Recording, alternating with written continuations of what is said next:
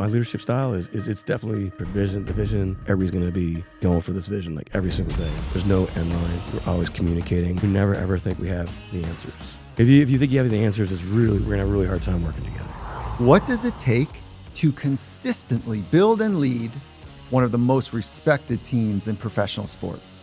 Welcome back, or welcome to the Finding Mastery podcast, where we dive into the minds of the world's greatest thinkers and doers. I am your host, Dr. Michael Gervais, by trade and training a high-performance psychologist. This week, recorded right in the heart of Seahawks territory in Seattle, I got to sit down with my friend, John Schneider, general manager of the Seattle Seahawks. John has spent over a decade helping to build one of the NFL's most consistent and competitive franchises, blending grit, humility, and an honest commitment to excellence. We tell everybody in the whole operation, when you get in the car in the morning, what are you thinking about? Like, how are you improving the organization? Because we feel great about you. It's a reciprocal thing. Having worked closely with John for 9 seasons, including 2 unforgettable trips to the Super Bowl, he's just great. There's nothing contrived. There's nothing manufactured about John. He leads by being himself, by caring about his teammates, and it's wonderful. I want the fans knowing we're like going to bust our ass every single day. We're doing whatever we possibly can for them. Now, as you listen, I want to invite you to reflect on how you respond when things don't go as planned. This is a big part of mastery and excellence, is having the ability to pivot, to adjust, to eloquently respond when things aren't going the way that you thought they would go. What are you doing every day to let ownership, fans know that we're getting better? So let's dive in with my friend, the GM of the Seattle Seahawks, John Schneider.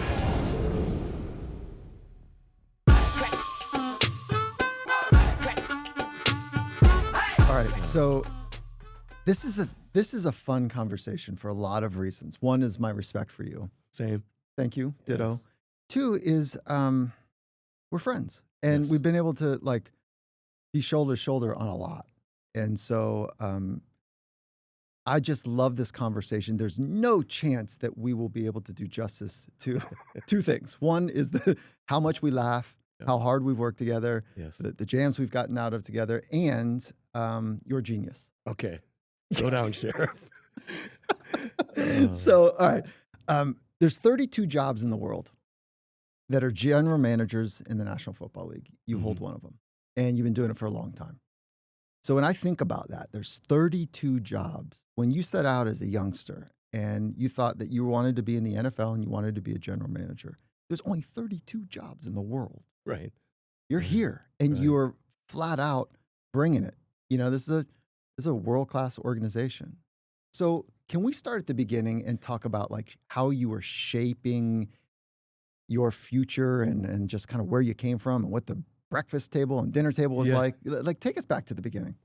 Yeah, absolutely. Well, thanks for having me on. Yeah, so thought a little bit about what we're going to talk about, the leadership, how does it get going? How do we start and everything? And like the foundations of it, like what brings you back to who you are and how you get to where you are. And it really truly started with my parents. My parents were very strong, thank God they're still with us. I grew up in rural Green Bay, Wisconsin, and what does that mean to somebody that lives like out of the country? Yeah, it's farmland, but it's homes spread out. Like, I didn't grow up on a farm, but I grew up on my dad built a house like on 4 acres out in the country, and my dad was raised in both my mom and dad were raised in Milwaukee, Wisconsin. My dad was raised on the South Side, and his father was an immigrant, was a crane engineer, came from Germany, built cranes for P&H, and instilled this like really strong like work ethic for my dad. Made my dad start working, digging ditches when he was like 12, 13 years old. So we had this really strong work ethic. My mom did as well.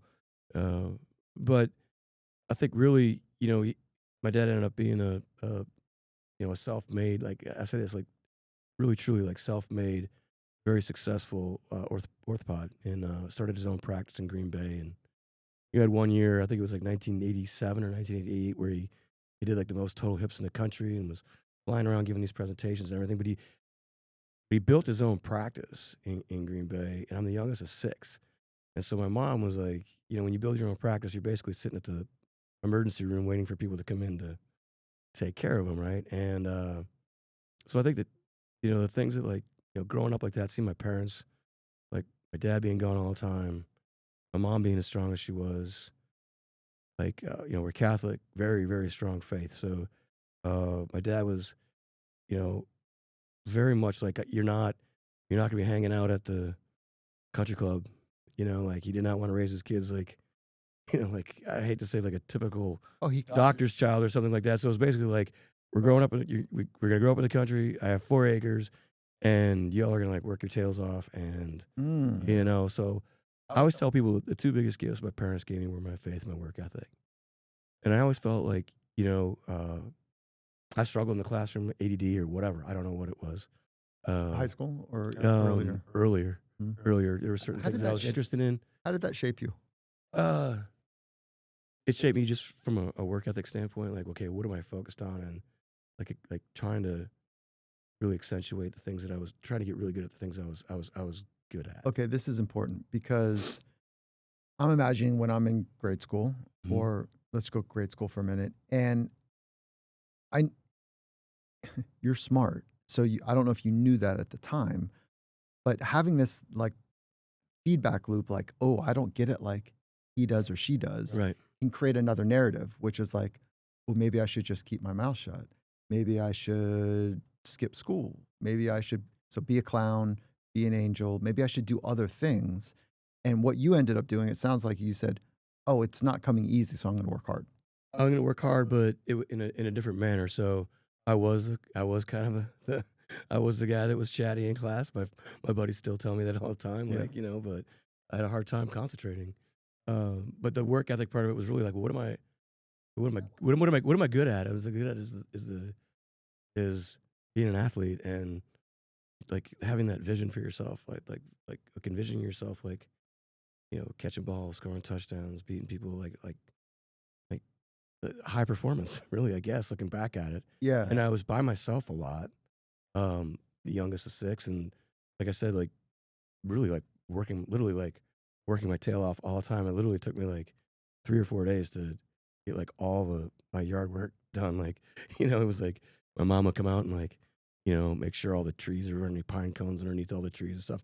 I'm talking like maybe about 200 some trees too. This isn't like, so it was like a very, very like, strict, disciplined, like whatever you have to work. I had to like work harder at other things. And then when I got to college and found out like, I wasn't gonna be, because we didn't have the internet back then, right? So it's like, I thought I was gonna be Walter Payton, like I'm gonna go to I didn't get recruited, so I'll go to Division III school and like they'll give me the ball all the time. Well, I got to say Thomas, and like the guy that was starting like 3 guys ahead of me was like the nation's like all-time all-purpose, yardage guy that year in like Division III. And yeah, I just was one of those guys that had a bad attitude and like bucked my coaches a little bit, got behind on the sticks, and really had to like find myself, which came back to like faith and work ethic, and that kind of really stumbled into like I wanted to coach, I wanted to influence young men, and then this came along, which I didn't recognize at the time, but Ron Wolf had been hired in Green Bay, and I read an article about him. He had worked for Al Davis, and he was a Army. Al Davis is a legendary owner Yeah, in sorry, the yeah, NFL, yeah, and Ron was the GM. yeah, and Ron, yeah. So Ron had worked with him and was an intern for him. And I didn't know that existed. He was a Internship. history major. That's Yeah, right. Yep. he was a history major as well. And I was like, wow, if he could do that, maybe that's a path I could head down. And rewind a little bit. When I was getting in trouble in school or I wasn't studying, I wasn't watching TV. I was like studying football cards and like making teams and stuff. So my mom and dad would take away my football cards. How old I were you? don't know, like 5th, 6th, 7th grade, something like that. Oh my goodness. Yeah. So Grace, So, like, my memorizing son numbers. does that same thing. That's cool. Good for I'm him. kind of flipping out right because Okay, I that's cool. actually like I watch him do what he does, and I'm like, wow, this is a little much. Like he's still doing it, and Yeah. not with the cards right now, but Yeah. like you could ask him any question right now. He loves the art of general managing, and so that's cool. I'm stoked. Does to he hear do that. like my son like, you know, the Madden, like building a team. Yeah, Yeah. EA Sports has kind of changed the game for these kids to Yeah. think about personnel. Yeah. But I was like studying You were doing names it and your numbers way. and Yeah. yeah. And then when I found out how important like the numbers and the studying and like how important that was to Ron, I like my wife Tracy, you know, like she would quiz me. We'd buy like the big like football, you know, like Topps cards Yeah, right. packs, Yeah, right? right. Yeah, yep. And we would literally like sit there and like she'd quiz me like, okay, who's Harry Galbraith? And I'm like, he's a left guard for Tennessee. He's, you know, came out of Tennessee, plays for Miami. He's number 64. Because I knew if I ever had an opportunity to interview, I was writing Ron like letters at the time, like Well, this trying is to get actually an internship. this is legendary. Is that you knew you wanted to do something. You saw someone that looked kind of like you, Yeah. which was a history major, Mm-hmm. and then there was this thing called an internship that you were like, well, what is that? And then you took it upon yourself to write him a letter, Mm-hmm. right? And Yeah. so basically, it was like, give me a shot. You Yeah. know, can I work? Was it for free? So it's for $175 a week. Yeah. Yeah. Okay. So yeah, but he basically, it was pretty cool because, you know, I got the standard letters back, you know, like no. Oh, you were writing lots of letters. Yeah. I wrote one big one, and it was like, hey, that was a cool letter. Now I wrote him another one. He's like, okay, now you're scaring me. Go away. Like one of those. You know? Yeah, good. Okay. Yeah. And then Memorial Day weekend, I was camping with a buddy of mine, and he's like, you know, there was an article, I guess, in the paper in Green Bay. He's like, yeah, they like Bob Harlan, the president, and Ron take pride in like just picking up their own phones and like answering people. Think about that. Like I would never ever do that now, right? Like, Yeah. Right. And so I got his phone number and I called him on a Sunday, Memorial Day weekend. It was probably like 1991, 1992, and he picked up, and he's like, yeah, I know who you are. Like, Because of your you're the letters? weirdo. Yeah, you need to go away, son. You know, and I'm regretting giving out my phone number. Yeah. And he basically said, "Hey, well, how long a drive is it?" I'm like, "It's 5 hours. I can be there in 4. You know, I will haul ass to get there. You know." And he's like, "All right, well, come on down. We'll see where it goes." And so I came down. I drove down. I drove down on Monday, and I interviewed with him on Tuesday. Yeah. So what? Okay, so here's what I'm hearing. Yeah. You had a vision, you had an idea, Yeah. and then you kept chipping away at it. So you didn't take no, you didn't take defeat, if you will, or rejection personally. You kept finding a way to chip away at like getting a little bit closer. Yeah. I just felt like, you know, the faith part of it was really strong. I was like, I need to keep praying. I really, really, really want this to happen.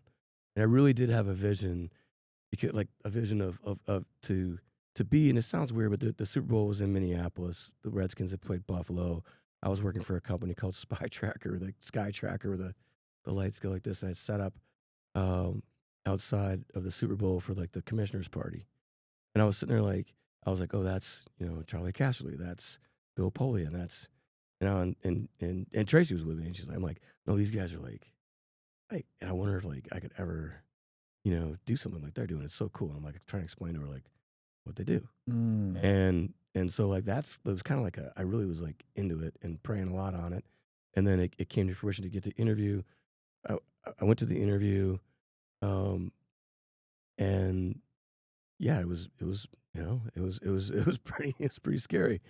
So, But I always had like a natural kind of like leadership. So I was like the kid that was like trying to get yeah. all the other guys out to play football, and, you know, hey, it's time to go work out, and, you know, it's time to go run. What do you think he saw in you 30 some years ago? Ooh.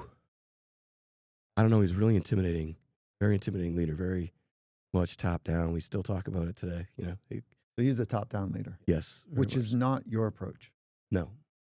Is that because you didn't like how it felt to be in a top-down, or like what inspired you to? How do you describe your leadership style? Yeah. So you want to? Oh, my leadership style Yeah. is it's definitely like the vision, humility. You know, working that professional passion. Mm-hmm. That's part of the Jim Collins. Yeah. Right? Like, you know, work like it's up to you, you know, pray like it's up to God. And like, we're going to have a vision, and like, everybody's going to be like going for this vision, like every single day. And there's no end line. And we're always communicating. We never ever think we have the answers. If you think you have the answers, we're gonna have a really hard time working together. You know, was it Gus Bradley who said the most dangerous? He was one of the defensive coordinators at the Seahawks. He said the most dangerous words in the NFL is "I got this, coach." Yeah, exactly. Right? Yeah, Exactly. which is funny because like you kind of want somebody to say "I got it," Yeah, but he was pointing to like "I got it, I got it, I got Yeah. it." Like this, I know it all, I got it all. Yeah. You know, where you definitely embrace hard work. You definitely embrace using your imagination to see a better future. And 100%, you are like a peer leader. Like, yeah. you, So with like, appreciate you saying that, but it's like, so we always felt like Ron had us. Like he's got us. Like you guys, you do this, this, and this. I'm gonna tell you what to do, and you do your job, and you better do a damn good job. But you always felt like he was so strong that he's got us. You know what I mean? Yeah, right. I want that. Like my vision for it is like, hey, I got you. I'm strong enough. I got you. But like we're rating this thing like, to your point, like more of a peer, Yeah. and like a circle, and we're taking everybody's opinions, and we're like gonna like the draft, for instance. We're going through the draft process right now. We're gonna take all this information in. We're gonna make the best decisions possible. But no matter what, we're still gonna have to help these guys when they come through the door. We still don't have the personality licked or the background of the, you know what I mean? Yeah. Guys are constantly changing, and we're, I don't want to skip too far ahead to Okay, the sorry. draft process because I loved watching you work and how you would bring the team together. Like you harvest insights. You pull from everybody. What do you think? What do you think? What do you think? And it's open debate until almost the last minute, right. you know? And so some are pretty clear and some are a little bit, whatever. But it's remarkable how much information you want to absorb and you want everybody to hear so that you can make an informed, critical decision. And you only acquire that amount of information by hard work, and then the ability to discern what's noise and what's signal. What do I That's value? really, yeah, you're right. Yeah, Yeah, you're on it. That's a, Yep. Yeah, like what's evaluating the evaluators too. you're doing that. Mhm. Yep. So before we get into the draft and talent identification piece, let's go Yeah. back to let's just go back to the breakfast table for a minute. Dad wasn't at the breakfast table. Yeah, early. He was at the Yep, breakfast to table. us. Yep. He'd Okay. be up. Not at the dinner table, Sometimes, yeah, but but it was mostly mom. yeah, mostly mom. Were Yeah, she the was running the. brothers and sisters there? Yeah, yep. So- Brothers, sisters, younger 6, so Yeah. 2 girls, boy. I always kind of And- had it always like it was like kind of you, like they were They off were running. they were older than me. Yeah. Yep. So my high school years, like 8th grade through high school, I was just my folks and I, Yeah. Yeah. Yep. Okay. So That's mostly probably what you, I've discussed with mostly you and your mom. and my dad at that point. You At know that what I mean? point. He was So pretty much he had already established, slowed down on the okay, got it. traveling. Okay. Yeah, so that was it was at that point getting ready close to retirement. Okay. Cool. Yeah. What is if your dad was here and you looked him in the eyes and you said, "Dad, I want to thank you for one thing." What is that? The gift of faith and work ethic. Okay. If your mom was here, you can't say the same thing. Can say this? I got to, really? Oh man. Yeah. Toughness. Whoa, mom gave you Yeah. toughness. Yeah, my mom was like the direct conversations. Let's go. Let's let it rip. So you are direct, and there's a tone that comes with it, though. There's a directness. You're not kind of mincing your words, but there's a care that's embedded in it. Like when I'm on the other side of the conversations with you, you're really clear, very direct, and I feel like you understand what it's like to be me in that conversation. The empathy portion is Yeah. right, where you have to try to slow your roll a little bit, and I do, I think everybody struggles with that, but I do, like throughout like some of my confrontations, like if you let that go too long, if you let the negativity go too long and don't have those conversations, and you leave it under the table and don't address it right away, that's where I can get a little jacked up. So because you don't want to confront, or because it's just tricky. It's and tricky. It's easier to be like, oh, it'll work itself out. Yep. And then, but you really are feeling slighted, or I don't know what the thing might be. Yeah, taking stuff personal, and then all of a sudden now you're in it, Yeah. and you could bite. Yeah. It can be a little bit more biting than That's like it. thinking about having just a little bit more empathy with your tone. Yeah, that's it. And I can I could struggle with my tone a little bit, like it's that self-talk about how do you make this person try to understand that you understand where they're coming from. That's exactly it. And I hear you. I care about what you're saying. I understand your point of view, but that's not my job. My job is to do what's best for the organization, period, point blank. But yeah, so maybe we just kind of navigate over to that piece, because you're define a general manager. What does a Ooh. general manager do? Because I'm going to ask you a question about managing talent. And it's real, like, not to be confused with what a head coach does or an assistant coach does, but you identify them and then you're cutting the contract. So there's a management, it's a very personal thing, contracting. So describe what a general. Yeah, so that's why coaches, the best coaches are guys that coach. The coaches coach, and they have to get up in front of the team every day, provide the vision, the relationships every single day that they have to navigate is immense. In our role, we don't have to do that. The majority of us grow up scouting, evaluating, and so Watching and taking a step back. And at a very young age, I was blessed to be in that world with, Ron Wolf and Coach Holmgren, and Coach Holmgren's staff was Andy Reid and Dick Geron and Greg Blosh and Ray Rhodes and Marty Mornwick and Sherm. Like all these guys are became world-class head coaches. Yeah, Yeah. and I didn't know it. It was these guys. I just knew they were amazing. These And were it was like my assistant master's coaches. class. Yeah. They were assistant coaches. Yeah.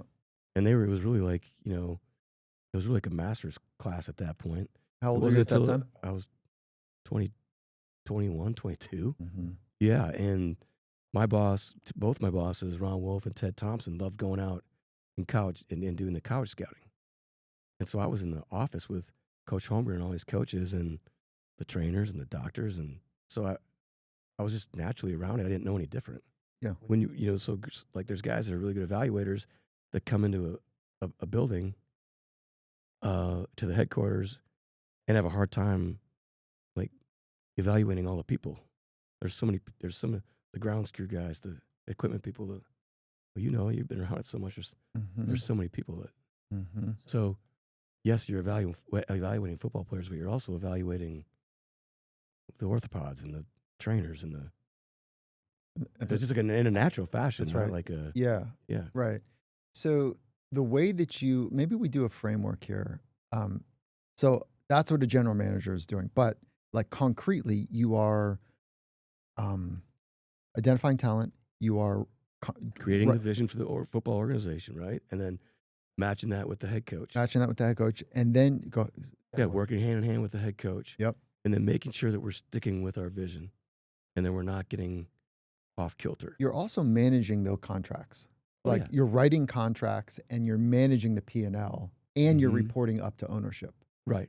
Okay, so that's a handful of a job. This is a high pressured, high stress position to be an organization. Yeah, I listened to one of your podcasts and the gentleman's like, we need to have way more, mindfulness in the building, and you go to bed early and take better care of yourself. I'm like, well, we're kind of just ripping and running all the time. I'm not sure when that happens, but congratulations. That sounds outstanding to me. It's like, holy cow. But I love the part where he was just talking about, maybe we need to take naps. I'm exaggerating, but he was like, holy cow, this would be great. No, it's really a push. I tell people all the time, nothing has changed since, a lot has changed, but philosophically, since Pete and I walked in the door here in 2010. Head coach Pete Carroll. Sorry. Yeah. Yeah. Where, look, we're trying to do it better than everybody else, like every single day. And we're like, so that phrase matters. We're going to try to do it better than it's ever been done before. Mm-hmm. And so you operationalize that. I know I lived it with you. Like that was a daily pursuit. Mm-hmm. And it comes in the smallest little ways, like how great can we be at custodian services? How great can we be at lawn care? I don't have the right we words. tell everybody in the whole operation, like, entire team. What do you like when you get in the car in the morning, what are you thinking about? Like, how are you improving the organization? And when you when you put your head on the pillow, like, I hope you feel good about what you did for the organization today, because we feel great about you, and we're gonna, it's a reciprocal thing. Yeah, you did that really early for me. Is that it was, I don't know, first probably it was actually probably at the beginning of the second year, and I'll never forget the you went out of your way to have a conversation with me about inclusion. Okay. And so you went out of your way to say, "Hey, listen, I just want to make sure you know that you're part of the fabric here, and I love having you here." Something along those lines. It Okay. probably wasn't exactly that, but the Your word memory's fabric. amazing. It's pretty good.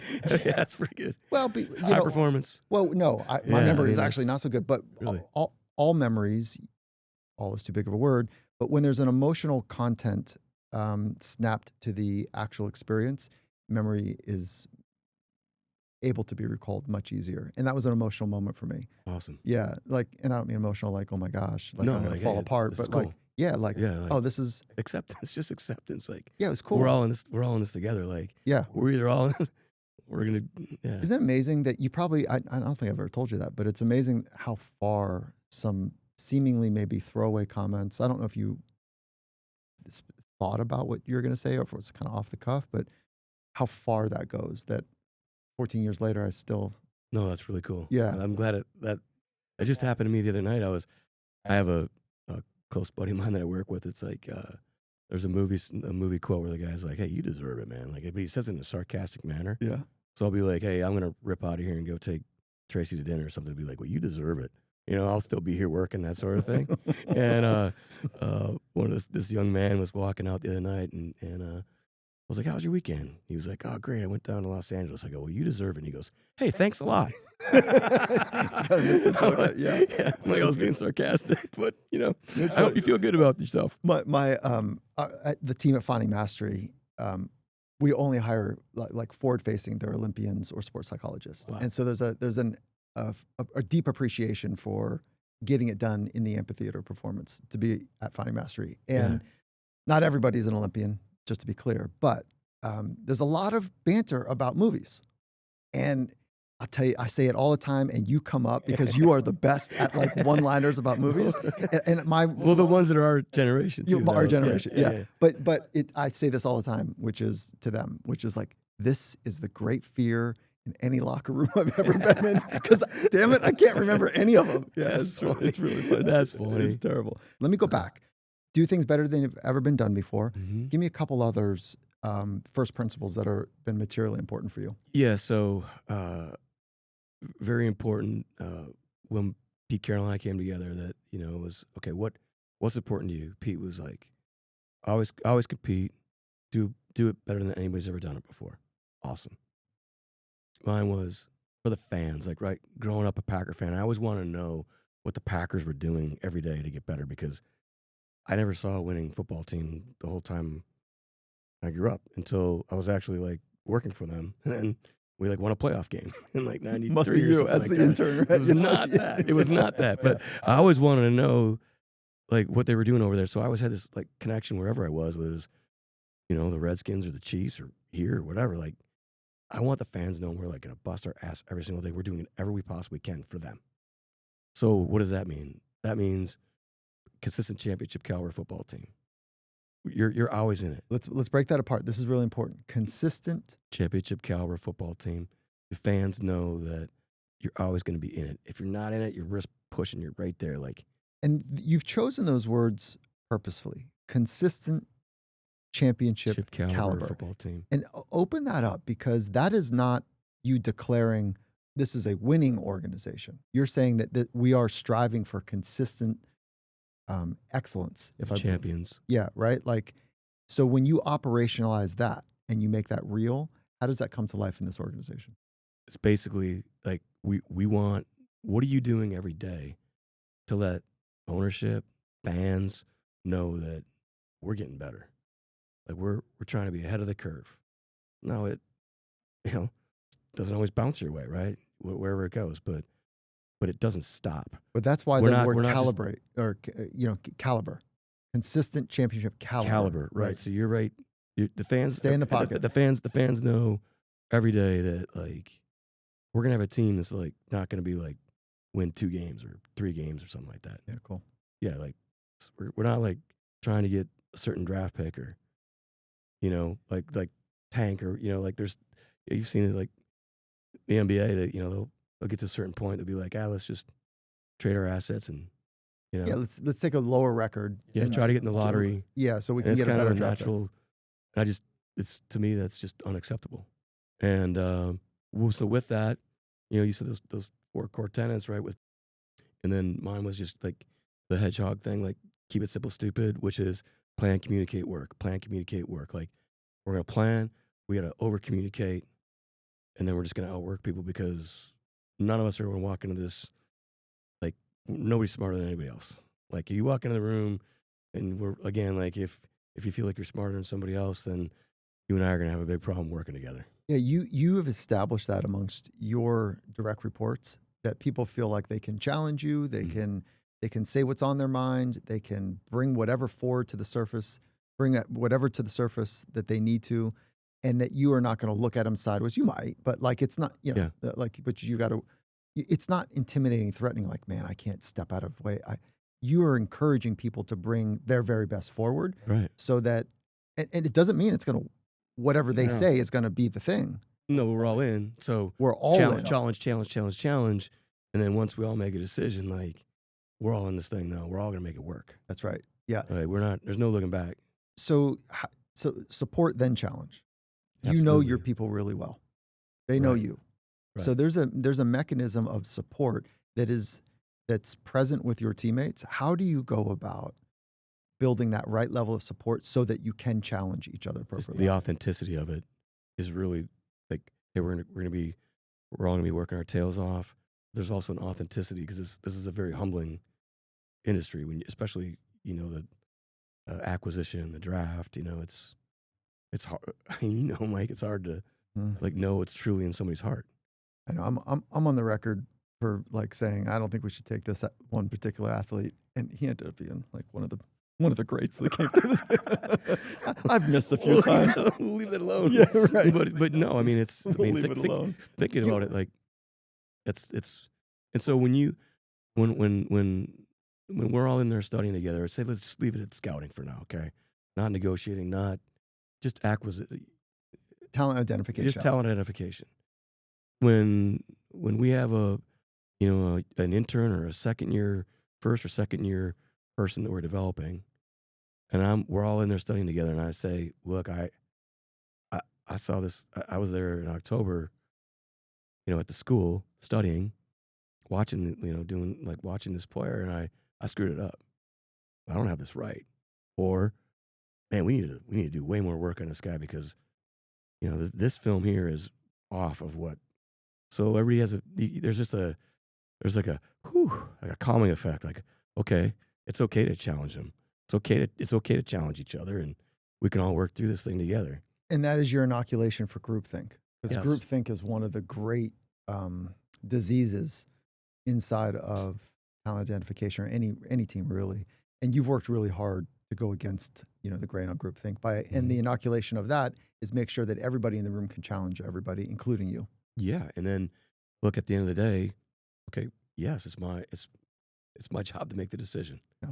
But there's decisions that I've made where I've listened to other people and we just went with it, and I'm like, okay, now I'm all in too. Now I'm leading this thing. Yeah, so you're going But back I'm- to like decision mode, discuss, decide, and then take action. And once you've made the decision, we got to be in it together. We're all in this thing together. We're going to support them like crazy.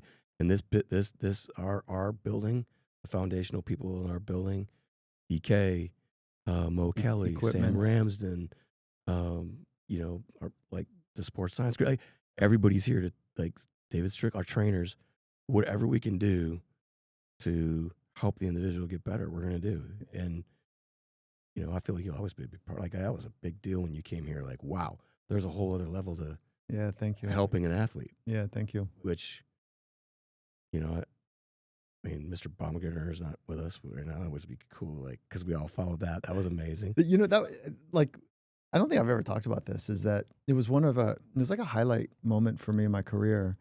Is that so? I'm part of the fabric here, Yeah, and then it was we were all following it. yeah, Yeah. and then but so the listener who might not know is that it's a I don't know, it's a large organization here, 100 alpha competitors. Yeah. Like some of them are athletes, and some of them are coaches, and some are staff supporting the athletes and coaches to Mhm. be their best. And then, so I'm here on almost all the games, and then there was one game I wasn't here. Well, in this case, I was at Mission Control Yeah. with a supporting Felix Baumgartner, Red Bull Stratos, who was Felix, jumping. that was it. Yeah. Jumping from 128,000 feet. And I got a picture. I don't know who sent it, but I'm in Mission Control with this person that I deeply care about, who's risking everything for this Mhm. feat. And you guys were all huddled around a TV on game day. Yeah, in EK's, Yeah. in our equipment guys' Yeah. office. Right. Watching it, Yeah. the live Marshawn. feed. Yeah. Marshawn. Marshawn's in there too. Yeah. Yeah. Oh my Yeah, God. it was fun. It was a big deal. Yeah. And so that was like, I had this, and it just so happened that I think it was the first time that Russell Wilson was playing head to head against Tom Brady, or maybe the second time. I can't remember. Okay. It was a Patriots game, Yeah. which was like, it was a good rivalry there. But that was probably a pretty cool, like, feeling for you too, to like, and for the players to see that, Yeah. you know, I mean, because the staff, the coaching staff and support staff, that's automatic buy-in. yeah. Right. Yeah. You know, players a little bit like, how's this guy gonna help me? Like, what's he? Yeah. What is Is this he sports talking guy to- gonna do? Yeah. Is he talking ownership? Is he talking to the head coach? That's right. Yeah. Yeah. So that was a big moment for you. I mean, like Cool. from a trust level, Yeah. It was. you gotta feel awesome about that. That was cool. It was cool just to know that this team here cared enough to tune in to watch this other project. That was, Yeah. that was awesome, dude. All right, go back to talent identification. When you're looking for talent, what are the key attributes you're looking for? Ooh. Specifically for football now. Yeah. So there's a lot of like just fundamental like football, and then there's also evaluating evaluators who's going to be coaching the individual, head coach, style, culture, right? So our culture here is like this. We're going for it. Like it's just like constant. We're gonna have fun. We're gonna work our tails off. You better not have like thin skin. You know, we're gonna be constantly getting after it. So there's a level of toughness, mental toughness, love of the game, just pure passion, work ethic, the confidence, and then just that, you know, that we wanted, we still do, we wanted, but we did create a culture of swag. Like, you know, there was a lot of, and these guys now grew up watching, you know, the Legion of Boom guys. And the Legion of Boom, And for the listener that doesn't sorry. know it, which is like one of the greatest ever. Yeah, we throw that out there. I'm Compilations. sorry, like Yeah. we're just, you and I are talking. I'm sorry, but Yeah. it's like several Hall of Fame players, but it wasn't just those guys in the defensive backfield. It was, you know, Marshawn's approach. It was the quarterback's approach. It was our tight end's approach. Zach. It was like we, you know, Doug Baldwin, Golden Tate, Jermaine Kearse. We had some like, you know, golly, Bracco Giacomini. We had these really tough. Like, it was a tough football team. That was purposeful, and we went through a phase here where we got off course a little bit because he's got that group of players ended up being, we didn't make necessarily really tough decisions to move on from some of those players. We paid them all, which we wanted to do that. We wanted to keep everything together, try to keep winning championships. But then you suffer in other areas. You got to rob from Peter to pay Paul because there's a salary cap in the National Football League. And so we got, you know, we kind of had to like try to fit some other players that didn't really fit our mold of the tough, gritty, swaggy, smart, tough, reliable, swaggy football players, I guess is where we went off course a little bit. Good. You're throwing those words around, but those are actually very succinct words. So I do want to come back to those words that you're looking for somebody to be elite. But what you just reminded me of is that I think this organization did a great job of preparing the athletes to be successful. And Coach Carroll's extraordinary at showing somebody what they're capable of being and becoming. It's like, number one attribute I say all the time is like, oh, he's so positive. Like, his number one attribute is to instill confidence in people. because he shows them what Right. they're capable of doing. He shows them when it's going well, that's exactly what, do that more, as opposed to that's not good enough. Look at your left foot. It's got the wrong kind of angle on it. Like we've told you 100 times, like you need to have like this step, not that step. Like, Mhm. come on. It's none of that. Right. Yeah. So What's possible? what is possible? And you have the ability to do it. and I'll accentuate those strengths and will help you compensate for your deficiencies. So we supported a group of men to become something very special, to be successful. I don't think we prepare them to deal with failure. Good point. Yeah, and so my analysis is post Super Bowl, the second Super Bowl, 1-1 in dramatic fashion. It was a buzzsaw, if you will. Mm-hmm. The second one, we lost it in dramatic fashion. Mm-hmm. It was a last minute heartbreaker, and there was a lot of pain around that loss. I'd love to talk to you about this. Yeah, like there's a lot of pain. I don't think we taught them how to deal with failure, how to deal with loss. And so there was a deep pain that lasted, I think, 3 years. And in the 3 years, we were managing that pain as opposed to like really getting on the front foot where noses and were pointed in the same direction. And so that was my take of that phase. Yeah, I think you're right with that assessment. I think it was kind of just putting in some, kind of covering some gaps and kind of just getting through a little bit. That's right. Yeah. Yeah, a lot of drama. And because when a family member or a team member is in pain, that pain becomes kind of the source of the narrative. And we were managing that pain for about 6 guys. Like grief? That's exactly it. Okay. So loss of a game doesn't occupy the left central part of the brain, and then loss of life, the right central part of the brain. It's the same center of the brain. Mm-hmm. Loss is loss. Yeah. And there was not just loss of a game for so many, it was loss of a future. It was loss of a dream. It was loss of image, identity. It was like a big loss. Yeah, it'll be a story with that group for a while. Yeah, that's right. Right. And the even more insidious was, I think most people on the sidelines, not on the field, but on the sidelines in the entire stadium, thought that we were going to win that game. Don't count your chickens until they're hatched. That analogy. Mm-hmm. And it was just a little too early. So it was like a double. Yeah, and the players thought we could win a couple of them if we would have won that. That's right. And I will say, I've always told people I thought Coach Carroll's best job coaching was the next year, getting over that grief. It was hard. And we still got to the divisional round. That's right. And, everything, the drama, everything that went along with that game, and then the contracts that came up and people unhappy. You still went to the Super Bowl, highly successful. And when that happens, it's everybody's, and it's great. But everybody, wants to get paid. Everybody wants to get compensated. On the second Super Bowl? All of it. All of it. Yeah. All of it. Yeah. Right. And we did go for it. But to your point, we could have made some decisions in there that would have been really, really hard. But we kept those guys together as long as we possibly could, and then suffered in different areas. Yeah, of our maybe team. Too long. And I mean that for them, not for the Seahawks organization. And I would say for the Seahawks organization, because it's how do you compensate at other parts of your team? When you're paying certain areas, you have to be willing to, okay, well, if we draft this guy, A, we better be right, and B, we better be willing to pay him. We better be willing to develop him.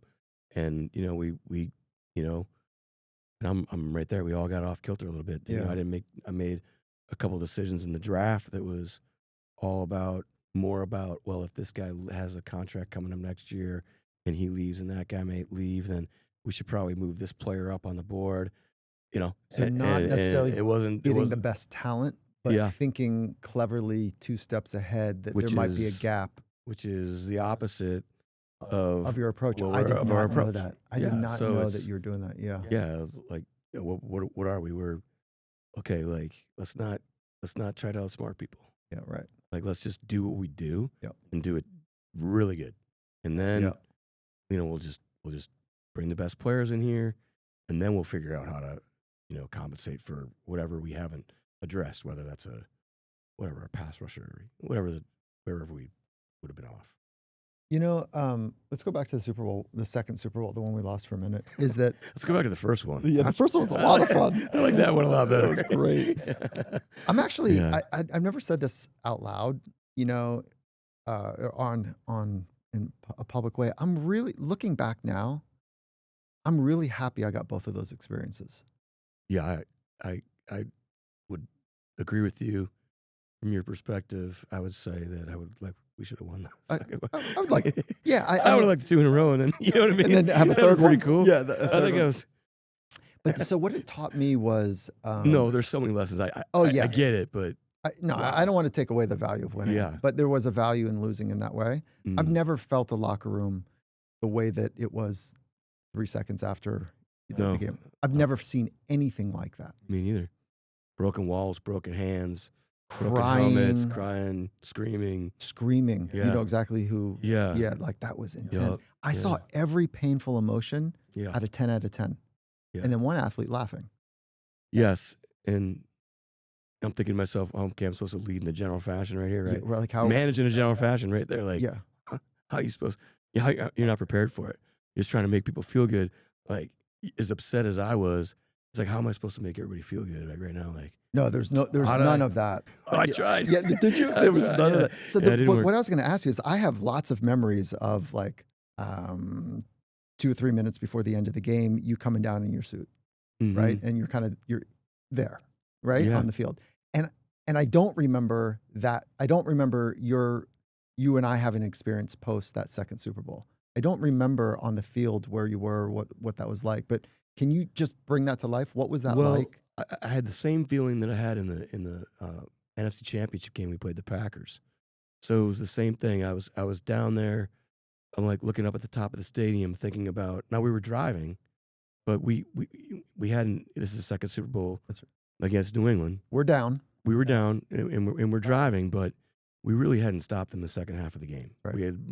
We had some, Cliff got hurt. Jeremy Lane got injured. Yeah. We had a bunch of injuries, and they had our number in the second half. Like they were getting after us offensively.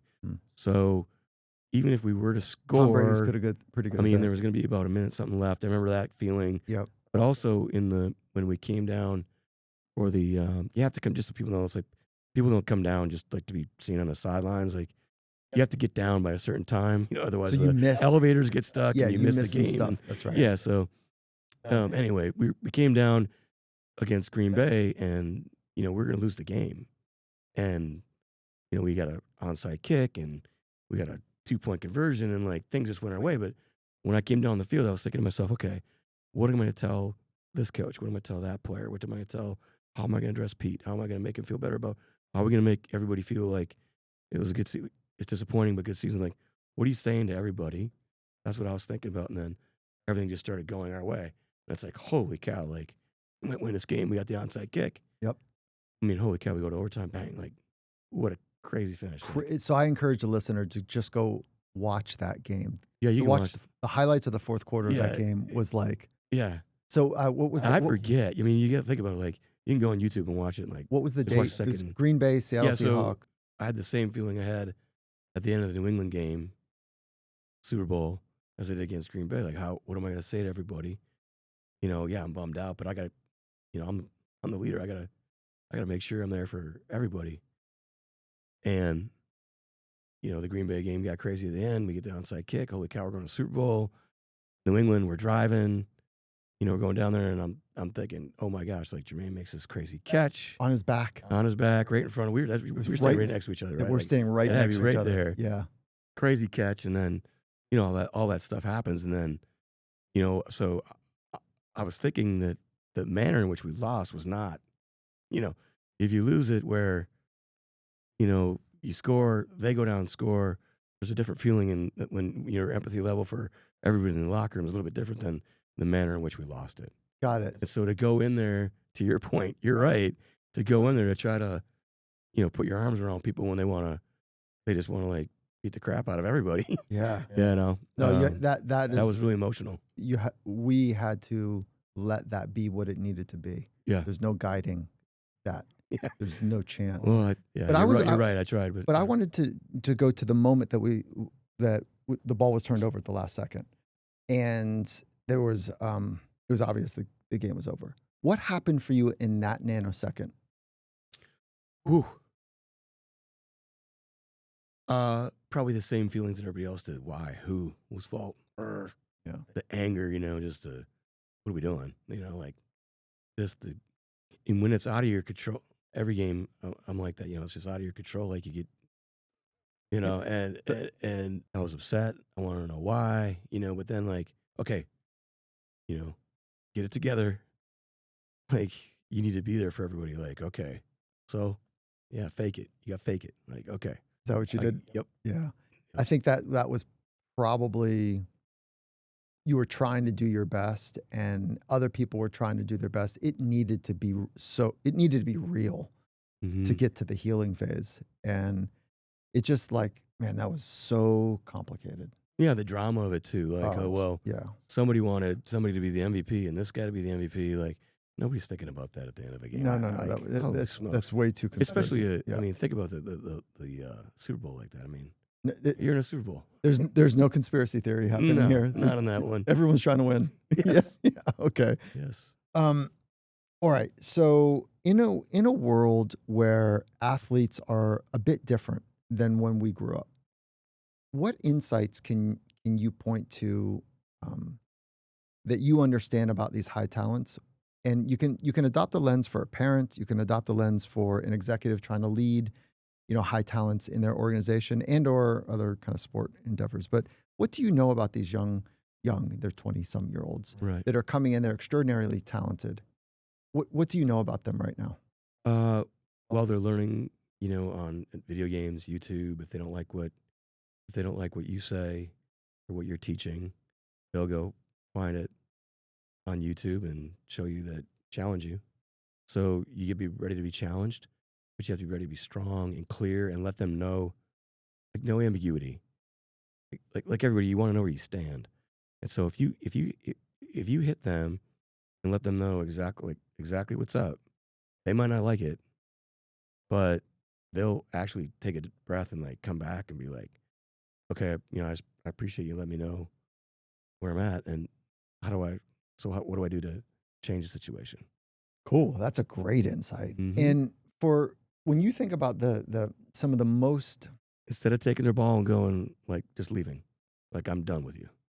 Now there's guys gonna come around like that once in a while, right? But I'd say that group what Gen Z, right, would be more like gonna take my ball and split. and so you're And not you're come being back. you're communicating clearly without ambiguity so that they don't say, well, I'm taking my ball and going home.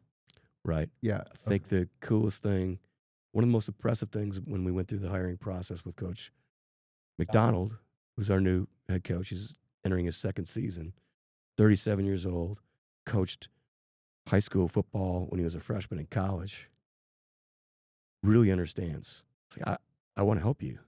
Why are you getting so upset? And his communication is very clear, very distinct. I want to help you get better. Like, don't be upset with me. Yeah. Like, Right. we're in this together. Like, I want you to make as much money as you possibly can so we can all win championships. And so why are you getting so upset? And so there's a really So they're it's a really great, depersonalizing it. yeah. Is that what he's Mhm. doing? Yeah. I don't know if it's depersonalizing it. Not making They it take personal. it less. They take it less. They presenting it in a way that's How would you say it, Mike? I'm presenting it in a way that's less personal. Yeah. Yeah. That's what I was trying to say, but you said Yeah. it better. Yeah. Okay. So that's a way to make it about the thing rather than about each other. Yes. Okay. And sometimes it needs The to thing be is the about each other. team. Yeah. But whatever organization you're in, it's very similar. So Yeah. this is what we're all about. What do you say to parents right now that are trying to raise kids that, we got hopes and dreams for our kids, and in the current climate, what insights do you have? Because you've been, in my mind, an extraordinary parent, and you can bring whatever part of that forward that you'd like to, because what you've done as a parent is really hard. Talking about Ben now. I am talking about Yeah. Ben. Yeah. Yeah. And so raising a child with special needs and keeping a marriage intact, which you've done both, is really hard to do. The data is like Yeah. Autism it's like 86%. divorce rate. Right. Yeah. And yeah, Tracy and I went through it very early when Ben was diagnosed at 3 or 4 years old. And we we said like, hey, these are our non-negotiables. This is what this is my role. This is your role, babe. And like we want to be together. Like let's make this work. And Jack was, I mean, he was like 1, 2, Yeah. and 2 boys. 2 boys. Yeah. Yeah. And yeah, so I think we just basically said like, okay, we're in this together. It really was just a team. Like we're in this together. Like we're not loving each other. We're just upset about the situation. Would you So say how are that we gonna fix this? in the heat of a battle? Would you say that, or was that something that you were just you set the tone early? Like, look, when we fight or we argue, it's not a disdain for each other. It's like we're not seeing it the same way, or one of us is tired, or Yeah, I think we did. You know, you can't again like addressing that elephant in the room. The longer you let like leave things like under the table, like not talking about it, then the more negativity creeps in. who's It's better at like it's a bringing it natural. forward? Is it? It's probably Tracy. Gosh, yeah, I mean, It's she's probably good. She Tracy. can let you know what she thinks. Yeah, like There's no she question. brings it forward pretty well. Yeah, Yeah. yeah. No, Okay. there was definitely a day. It was like she's like, it basically came to a head. She's like, we need to get some counseling. Like, she had been saying that for a while, Yeah, and I was busy. I'm doing my job. You're doing your job, yeah, right. right? Like figuring out, how to, like, which was very, very much harder than mine at the time, right? And we're gonna, like she kept saying it, and I was finally like, you know what? I think you're right. We should go talk to a counselor. Yeah, right. And then we came home that night, and we just like A to Z, man. We just like went through it, and that was it. We never went and saw a counselor. Like these are our rules of engagement. We're keeping this thing together. We're gonna be there for each other. We're gonna be there for other parents that are going through this. Like, and God willing, we did get through it. And I mean, Tracy's been amazing. I mean, we have Ben's Fund. It's we raise money for families that can't afford treatments for autism. And she's just crushed it. And so I want to say that aloud Sorry. one more time. Ben's Fund, which is a nonprofit support mechanism Yep. for people who cannot afford the treatment or modalities needed Right. to best support their son or daughter that has autism. So bensfund.org. Yep. And Weighted blankets, iPads, camps, just Yep. Counseling, marriage counseling, like anything you can do to like help these people. But anyway, sorry.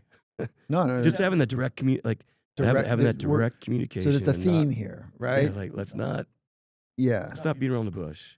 There's a theme here about direct communication, about being Mhm. honest, but doing it in a way that you understand with empathy the other person's experience.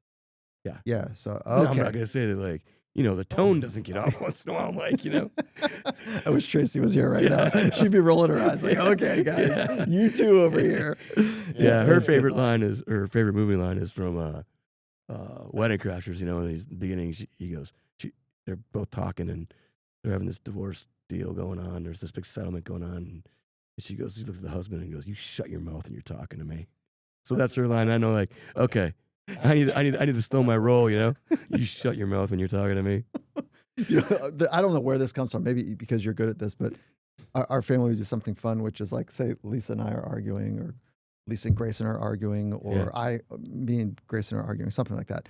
The other person inevitably will say, like it's Grayson, if Lisa and I are arguing, Grayson will say, "Dad, you're still in the circle of love." Because he's identifying clearly I'm the one with the problem here, right? Yeah. Or like if Grayson and his mom are arguing and he's like in the wrong, or he's like feeling a certain way, Yeah. I'll be like, "Grayson, you're still in the circle of I love." can't imagine. It's so I can't funny. imagine you like not being in control of like a calming, like not No, I'm having a pretty calming calm. situation. Yeah, no, Okay, I don't, like I can never imagine like raising your voice. no, I don't. Okay. Like it feels like a waste of energy for me, So, but like just the diffusement, the art of diffusing Yeah. is like, it's so cool. Yeah. It goes a long way. Okay. Highlights. When you think about the last 14 years, has it been something like that for you here? Yeah. 15, whatever, 15. 15 years. We're getting ready for our 16th draft, man. Here we go. Wow. What are some highlights? The athletes, moments, coaches, scouts, like what are some highlights that come up that you're like, this was so good. Whew, man. There's a lot. There's a lot. Yeah. A lot of blessings, man. There's so many, like, obviously, winning the world championship, all the experiences with the players, like, it's so fun being able to pick the players and call them up. And I've started like, okay, why have I been like letting the scouts do it now? Like if they know the Oh, player, you're giving like, them some of that love. yeah, Yeah, like, that okay, moment. Yeah. why do it? But then like probably like rewarding guys with contracts, life changing money. Which on the flip side is my least favorite part, is like the negotiating and like have like the cap casualty part and just letting guys go in general, right? But yeah, I mean, just seeing guys like the growth too, like guys growing up and like biting into what you've been talking about for years, right? So I'm like Doug Baldwin once in a while will send me a letter I wrote him because of the lockout, and so I was recruiting him, through the mail. We couldn't talk to the players, and he was a rookie free agent, and I was like, hey man, like if, you don't get drafted, like this is what I think of you, pop, pop, pop, pop, pop. And like, we have Brandon Stokely here, and like you could replace Brandon Stokely. We're not going to re-sign Brandon Stokely. You come here and start right away. Those relationships, and then like the hard conversations I've had with him over the years too. I was gonna say I have conversations with Sherm, like Richard Sherman. Oh yeah. I have a special place for Doug Baldwin too. Cool. And he's so full of fire. Yeah. You're not getting out of a relationship with Doug without getting a little truth serum. He's way more peaceful now. He's an amazing human. Yeah. Like that's cool that you guys have that. I asked about highlights, and Richard and he come forward. Both of them come forward, which is cool. Yeah. He would say, how would he say it to me? Hey man, you need to give me some time. I'm like, you need to give me some time. Yeah, that's good. Oh, good. Those direct those confrontational conversations. Last thing, if you could sit with any master, who would it be? Oh, Jesus. And what would you want to ask him? One question. Whoa. Why no patience? Like, why there's no gift of patience? Like, why don't we give each other the grace that you bestowed on them, like that you had, Cool question. And where would you have the conversation with him? What comes to mind?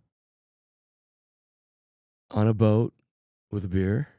Yeah. Sun going down. Yeah. Perfect. Yeah. That's not, I think of like near an olive tree. That's so funny.